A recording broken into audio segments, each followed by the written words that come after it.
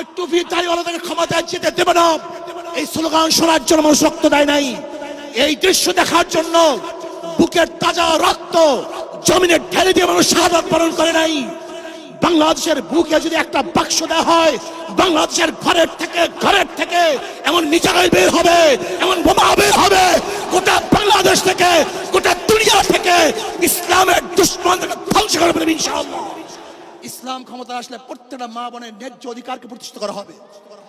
ইসলাম ক্ষমতা আসলে আগামী 5-10 বছরের মধ্যে সমস্ত গরিবরা দরিদ্র সীমার উপরে চলে যাবে।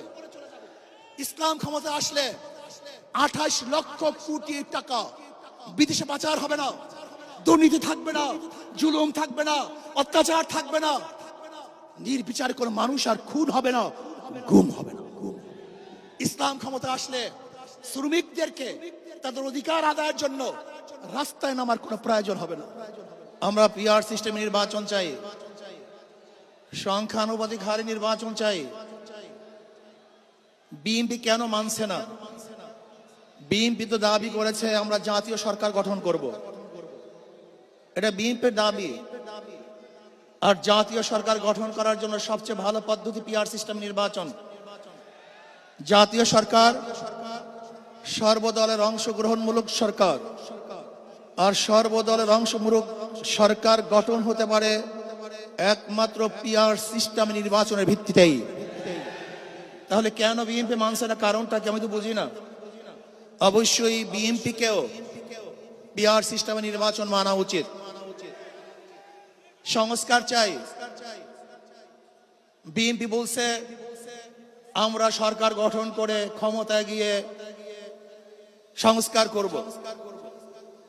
প্রথম প্রশ্ন হলো এই, আগামীতে বিএনপি ক্ষমতায় যাবেন, এই গ্যারান্টি আপনি কে দিয়েছে? আপনি কিভাবে ভেবেছেন যারা 91 থেকে 96 পর্যন্ত ফেল করার কারণে 96 ক্ষমতায় আসতে পারে নাই। আবার 2001 থেকে 2005 পর্যন্ত দেশ চালাবার কারণে 2008-এ তারা ক্ষমতায় আসতে পারে নাই। 2001-এ বিএনপি ইশতেহার ঘোষণা করেছিল, সেই ইশতেহারের মধ্যে 10%ও বিএনপি বাস্তবায়ন করতে পারে নাই। এমনকি 2001-এ বিএনপির ইশতেহারের 1 নম্বর শর্ত তারা পালন করতে পারে নাই। আমি বিশ্বাস করি আগামীতে ক্ষমতায় কে যাবে না যাবে আমি জানি না, কিন্তু বাংলাদেশের জনগণ কোন দুর্নীতিবাজ, চাঁদাবাজ, দখলবাজ, খুনিদেরকে আর ক্ষমতায় নিবে না। বাংলাদেশের জনগণ রক্ত দিয়েছে, জীবন দিয়েছে বাংলাদেশে চাঁদাবাজি করার জন্য নয়, খুন করার জন্য নয়, দেশকে দখল করার জন্য নয়, দুর্নীতি করার জন্য মানুষ রক্ত দেয়, জীবন দেয়। বাংলাদেশের মানুষ জীবন দিয়েছিল, মানুষ মুক্তি পাবে, শান্তি পাবে।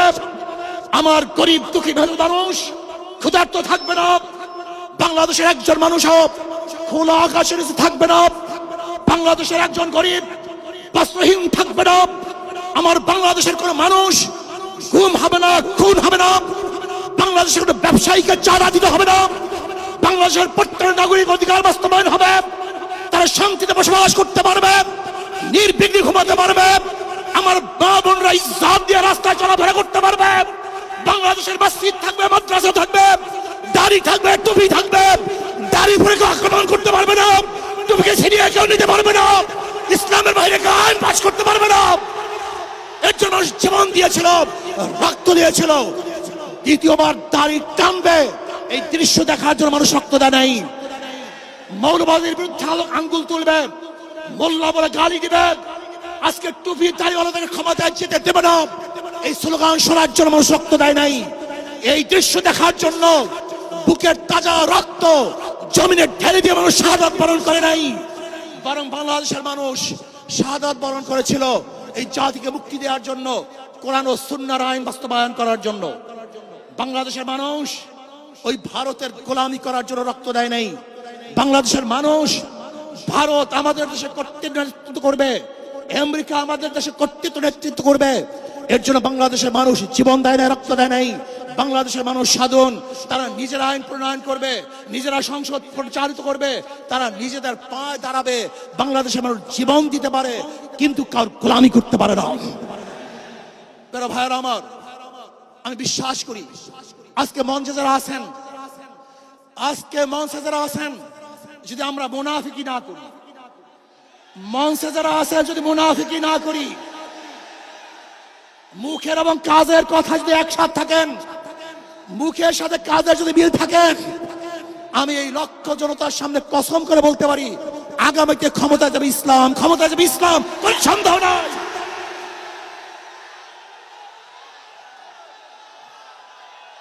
কিন্তু খবরদার যদি মুনাফিকি করি, তাহলে এদেশের মানুষ সচেতন হয়েছে, এদেশের মানুষ সব জ্ঞানী হয়ে গেছে। বিশ্বাস করবেন না, একজন রিকশাওয়ালা, ঠেলাওয়ালা, কুলি মজদুরের বক্তব্য শুনলে আমরা আশ্চর্য হয়ে যাই বাংলাদেশের মানুষ কত সচেতন, তারা কত সচেতন হয়েছে। যদি আমরা মুনাফিকি না করি, যদি আমরা ঐক্যবদ্ধ থাকি, বাংলাদেশে একটা বাক্স ইসলামের নামে দিতে পারি। যেরকম আমেরিকা এবং ওই সারস ইসরায়েল ইরানের উপর আক্রমণকারী ভেবেছিল মুহূর্তের মধ্যে নিশ্চিহ্ন করে দিবে, কিন্তু আক্রমণ করার পর দেখেছে ইরানের গুহার থেকে কোথা থেকে বোম মিজাইল চলে আসছে।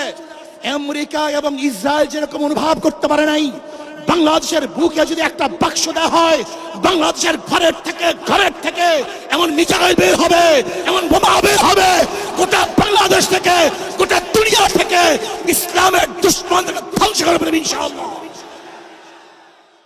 ঐক্য হন, মুনাফিকি করবেন না, একসাথ হন, ঐক্যবদ্ধ হন। এইটা আমার মেসেজ থাকবে। যদি ঐক্যবদ্ধ ভাবে ক্ষমতার লোভকে সংবরণ করে আমি ক্ষমতায় যেতে চাই না, ইসলামকে ক্ষমতায় নিতে চাই। আমি ক্ষমতায় যাইতে চাই না, কোরআন ও সুন্নাহকে ক্ষমতায় নিতে চাই। যদি আদর্শ লালন করেন, এই নীতি আদর্শ যদি গ্রহণ করেন, ইনশাআল্লাহ নাসরুম মিনাল্লাহি ফাতহুন করিব ওয়াবাশশিরিস সাবিরিন। সেই দিন আসতেছে, আমি দেখতেছি, মনে হয় আমার চোখের সামনে আমি দেখতেছি ওই সংসদের মধ্যে কলেমার কথা হবে, কোরআন ও সুন্নাহর কথা হবে, লা ইলাহা ইল্লাল্লাহ উচ্চারিত হবে। গোটা বাংলাদেশের মানুষ শান্তিতে বসবাস করতে পারবে, জুলুম থাকবে না, অত্যাচার থাকবে না, অবিচার থাকবে না। প্রত্যেকটা মানুষের প্রাপ্তি তাদের ঘরে ঘরে পৌঁছানো হবে। আজকে আমার মা বোনেরা মনে করছে ইসলাম ক্ষমতা আসলে আমাদের অবস্থাটা কি হবে। ইসলাম ক্ষমতা আসলে প্রত্যেকটা মা বোনের ন্যায্য অধিকারকে প্রতিষ্ঠিত করা হবে। ইসলাম ক্ষমতা আসলে আগামী 5-10 বছরের মধ্যে সমস্ত গরিবরা দরিদ্র সীমার উপরে চলে যাবে। ইসলাম ক্ষমতা আসলে 28 লক্ষ কোটি টাকা বিদেশে পাচার হবে না, দুর্নীতি থাকবে না, জুলুম থাকবে না, অত্যাচার থাকবে না, নির্বিচারে কোনো মানুষ আর খুন হবে না, গুম হবে না।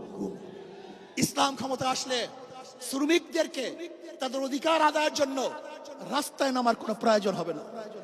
ইসলাম ক্ষমতা আসলে কৃষক, শ্রমিক, মজদুররা তাদের অধিকারকে প্রতিষ্ঠিত করার জন্য ইসলামী সরকার তাদেরকে নিয়ে কমিটি গঠন করে তাদের প্রাপ্তি তাদের কাছে পৌঁছায় দেবে।